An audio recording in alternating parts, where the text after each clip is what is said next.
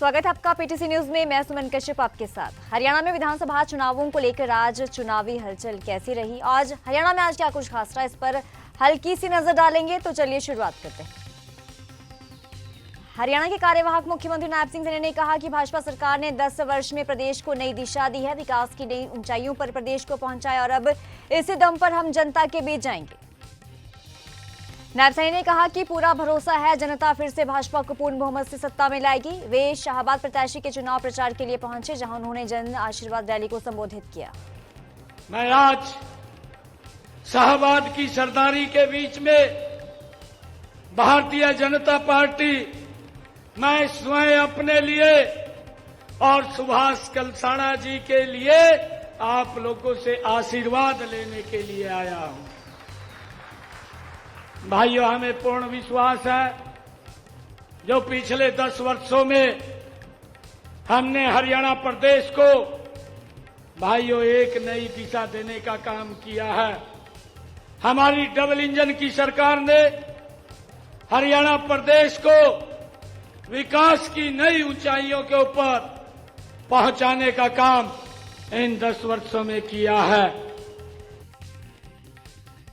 पंचकुला से भाजपा के उम्मीदवार ज्ञानचंद गुप्ता ने पत्रकारों से बातचीत में कहा कि भाजपा के संकल्प पत्र में पंचकुला की समस्याओं को भी ध्यान में रखा गया है। आगे कहा कि हमारा संकल्प पत्र हमारे लिए एक विजन है।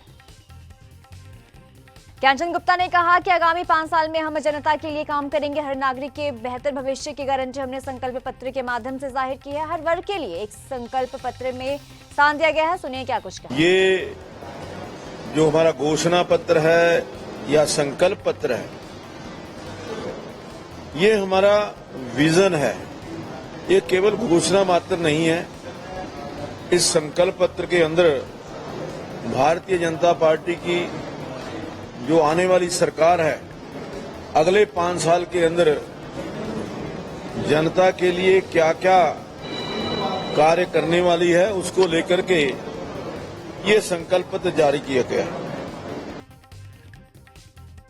भाजपा के द्वारा मैनिफेस्टो जारी किया गया और उसको लेकर फतेहाबाद के गांव जाडवाला बागड़ में पहुंचे नैलो के प्रधान महासचिव अभय सिंह चौटाला ने प्रतिक्रिया दी है। अभय सिंह चौटाला ने भाजपा के मैनिफेस्टो को धोखा बताया। नैलो के प्रधान महासचिव अभय सिंह चौटाला ने कहा कि हर बार भाजपा जनता को धोखा देने का काम करती है। अभय सिंह चौटाला ने यह भी कहा कि इस बार प्रदेश में नैलो बसपा गठबंधन की सरकार बनने जा रही है। लोग भाजपा को देख चुके हैं और इनकी नीतियों से तंग आ चुके हैं। हरियाणा के साइबर सिटी कहे जाने वाले गुरुग्राम में ट्रैफिक नियमों को ना मानने और रफ्तार के नशे के चलते बड़ा हादसा हो गया, जिसका पूरा वीडियो जो है वो सामने आया है। रॉन्ग साइड से आती कार से जा टकराई हाई स्पीड बाइक, मौके पर हुई बाइक सवार युवक की मौत। गुरुग्राम हादसे पर एसीपी विकास कौशिक ने इस मामले की पूरी जानकारी दी है। उन्होंने कहा कि मामले को लेकर कार्रवाई शुरू कर दी है। मृतक अक्षत परिवार का इकलौता बेटा था। आगे कहा कि गुरुग्राम पुलिस इस दुख की घड़ी में परिजनों के साथ खड़ी है और मामले को लेकर आरोपी पर कड़ी कार्रवाई अमल में लाई जाएगी। देखिए, ये दुखद घटना पिछले संडे की है। रविवार की सुबह 6 बजे जो मृतक हैं, ये गोल्फ कोर्स रोड पर साइबर सिटी के नजदीक अपनी मोटरसाइकिल से जा रहे थे और सामने से एक रॉन्ग साइड से एक ब्लैक कलर की एक्सयूवी 300 गाड़ी थी, जिससे इनका एक्सीडेंट हुआ और मौके पर ही इनकी मृत्यु हो गई। हॉस्पिटल लेके गए, लेकिन वहां से फिर ब्रॉड डेथ इनको डिक्लेयर कर दिया गया। तो इस संबंध में हमने विधि सम्मत कार्रवाई शुरू कर दी है और कानून के तहत केस रजिस्टर करके हम लोग आगे कार्रवाई इसमें कर रहे हैं। हरियाणा विधानसभा चुनावों के बीच अचानक सुबह राहुल गांधी करनाल पहुंचे। यहां उन्होंने एक युवक के परिवार से मुलाकात की, जिससे वो अपने अमेरिका दौरे के दौरान मिले थे।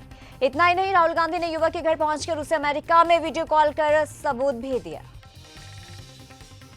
अमित का कुछ समय पहले अमेरिका में एक्सीडेंट हो गया था। इसके बाद वो अस्पताल में भर्ती हुआ और अमेरिका में मुलाकात के बाद राहुल गांधी ने अमित से वादा किया था कि जब वो भारत वापस जाएंगे तो उनके घर वालों से जरूर मिलकर आएंगे। आजाद समाज पार्टी के राष्ट्रीय अध्यक्ष चंद्रशेखर आजाद का बड़ा बयान सामने है। उन्होंने कहा कि कुमारी शैलजा का कांग्रेस पार्टी में अपमान हो रहा है। अपमान के चलते कुमारी शैलजा ने हरियाणा विधानसभा चुनाव में प्रचार से दूरी बना ली।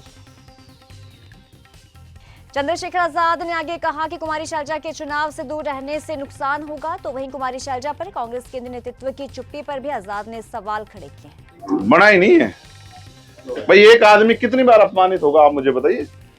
जिसने इतने लंबे समय तक पार्टी की सेवा की हो, और आज उसको जो है जिस तरह से उसे अपमानित करने का काम किया, हमें शर्म के साथ कहना पड़ रहा है कि एक तरफ तो साइडलाइन कर दिया गया है, दूसरी तरफ उनकी पूरी मेहनत पे भी, और जिस तरह की टिप्पणियां जो लोग सरकार में सपना देख रहे हैं आने का वो लोग कर रहे हैं, ये समझना चाहिए कि उनके भी घर में बहन बेटी है। गन्नौर से भाजपा की तरफ से देवेंद्र कौशिक को अपना प्रत्याशी बनाया गया है। भाजपा प्रत्याशी देवेंद्र कौशिक ने पीटीसी न्यूज से खास बातचीत करते हुए विधानसभा क्षेत्र के विकास कार्यों को लेकर चर्चा की। हरियाणा के रोहतक में राहुल बाबा और फलोट्रा गैंग में गैंगवार का मामला जो है वो सामने है। रोहतक के सोनीपत रोड स्थित बलियाना मोड़ के नजदीक शराब ठेके पर बैठे 5 युवकों पर मोटरसाइकिल सवार युवकों के द्वारा अंधाधुंध फायरिंग करने का मामला सामने है। बाइक पर सवार होकर आए हमलावर गोलियां बरसाकर वहां से फरार हो गए, तो वहीं गोली लगने के चलते 3 युवकों की मौके पर ही मौत हो गई, जबकि 2 जो है वो घायल हो गए। शराब ठेके पर फायरिंग मामले में पुलिस से प्रारंभिक जांच में सामने आया है कि रोहतक में सोनीपत रोड के बलियाना मोड़ पर शराब के ठेके पर वीरवार रात को बोहर के युवक शराब ठेके पर बैठे थे। तभी ठेके के बाहर आकर 3 बाइक रुकी और बाइकों पर करीब 8 युवक सवार थे। युवकों ने आते ही अंधाधुंध फायरिंग जो है वो शुरू कर दी। गोली लगने के कारण बोहर गांव के 3 युवकों की मौत हो गई, जबकि 2 गंभीर रूप से घायल हो गए। इस वारदात को पुरानी रंजिश से जोड़कर देखा जा रहा है। पुलिस को प्रारंभिक जांच में ये पता चला है कि 2019 में कोर्ट के बाहर फायरिंग हुई थी। फायरिंग में बोहर गांव का एक युवक फ्लोट्रा गैंग से गिरफ्तार किया गया, जो अब जेल में बंद है। वारदात को उसी से जोड़कर देखा जा रहा है। सूचना आई है कि यहाँ पर शराब के ठेके पे फायरिंग हुई है और अभी तक जो सूचना मिल रही है उसमें 3 लोगों की मृत्यु होने की सूचना है। 2 लोग अभी घायल हैं, इनका उपचार हॉस्पिटल में चल रहा है। तो मैंने भी अभी मौके का निरीक्षण किया है। यहाँ पर अभी क्लियर नहीं है कितने लोग फायरिंग करने आए थे, लेकिन हाँ 3 से 4 लोग बताए जा रहे हैं कि फायरिंग करने आए थे। और उनका क्या नाम है और क्या उनका उद्देश्य है वो सारी उसके बारे में अभी पड़ताल की जा रही है। और सारी पुलिस अलर्ट है इस समय, और हम कोशिश करेंगे कि जल्दी से जल्दी शूटर्स को हम पकड़ें भी और इनका हम सख्त कार्रवाई कानून के तहत करें। भाजपा की तरफ से गन्नौर से सामाजिक कार्यकर्ता देवेंद्र कादियान को भाजपा की तरफ से टिकट नहीं दिया गया था। इसके बाद उन्होंने आजाद उम्मीदवार के तौर पर नामांकन किया।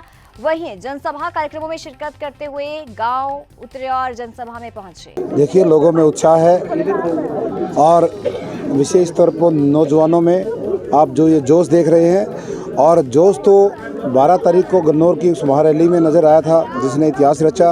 और मैं समझता हूँ जो ये टिकट वाला प्रकरण हुआ था, उसके बाद जब सब ने 36 बिरादरी ने देखा कि भाई वास्तव में कुछ अन्याय हुआ है इस नौजवान के साथ, क्योंकि बहुत लंबा समय हो गया इनके बीच में मुझे, और जो भी ये मसला हुआ सबके बीच में, और जब मेरी आंखों से पानी आया तो सब खड़े हो गए। पत्रकारों से बातचीत करते हुए उन्होंने भाजपा और कांग्रेस पार्टी के मैनिफेस्टो पर सवाल उठाते हुए कहा, दोनों पार्टियों का मैनिफेस्टो नकली है। वो जल्द ही एक बेहतर मैनिफेस्टो आजाद उम्मीदवार के तौर पर जारी करेंगे। तो वहीं पहले भी गन्नौर के विकास के लिए उन्होंने जरूरी कदम समय समय पर उठाए। मेरे पास भी इनसे बहुत अच्छा रोड मैप है। मेरा रोड मैप ओरिजिनल है, जो काम कराने के हैं वास्तव में इनके झूठे वादे हैं। और मैंने जो कार्य आज से 8.5 साल पहले किए हैं और जिस क्षेत्र में किए हैं, चाहे शिक्षा है चाहे हेल्थ है, तो वो सारी चीज़ें सबके सामने हैं। मैं भी अपना मैनिफेस्टो जल्दी पैम्पलेट के माध्यम से सबके बीच में लेके आ रहा हूँ। निखिल मदान ने अपने जनसंपर्क अभियान को दी तेजी। विधानसभा सोनीपत से भाजपा प्रत्याशी निखिल मदान ने अपने जनसंपर्क अभियान को तेजी देते हुए लगभग 1 दर्जन से ज्यादा कॉलोनियों में नुक्कड़ सभाओं और जनसभाओं के माध्यम से वोटों की अपील की। इस दौरान सोनीपत के विभिन्न कॉलोनियों में स्थानीय निवासियों द्वारा भाजपा प्रत्याशी निखिल मदान का फूल मालाओं और ढोल नगाड़ों से अभिनंदन और स्वागत किया गया। कांग्रेस विधायक पर निशाना साधते हुए निखिल मदान ने कहा कि वर्तमान में सोनीपत से कांग्रेस विधायक ने अपने 5 साल के कार्यकाल में कभी जनता की सूद नहीं ली और न ही सोनीपत के विकास के लिए उन्होंने कोई प्रयास किए हैं। आज जनता द्वारा जवाब मांगे जाने पर वो लोग घड़ियाली आंसू बहाकर जनता को बरगलाने की कोशिश कर रहे हैं, लेकिन सोनीपत की जनता समझदार है, उन्हें अपने पराई की पहचान है। मैं आपसे एक बात कहना चाहता हूँ, पूरे 5 साल के अंदर आपके वार्ड में एक भी ऐसा कार्य जो विधायक जी ने करवाया, मैं आपसे पूछना चाहता हूँ कितनी बार आपके बीच में आए, आपसे पूछना चाहता हूँ। और हमारे नगर निगम के चुनाव के बाद हमारे नगर निगम के चुनाव के बाद आज आपकी तकरीबन जितनी गलियां हैं इनकी सीवर लाइन चेंज करवाने का काम कर रहा है। पानी की समस्या तकरीबन खत्म हो गई हमारे यहाँ पे, गलियों को पक्का करवाया। मैं ये नहीं कहता कि हमने 100% काम कर दी, पर ये जरूर कहूंगा कि आज हमने 60-70% आप यहाँ पर काम करे अपने राजेंद्र नगर में, ज्ञान नगर में और पूरे वार्ड 11 के अंदर। हरियाणा में आज दिन भर क्या कुछ खास रहा हमने आपको बताया। फिलहाल आप हरियाणा में चुनावों से संबंधित जानकारी के लिए जुड़े रहिए पीटीसी न्यूज के साथ।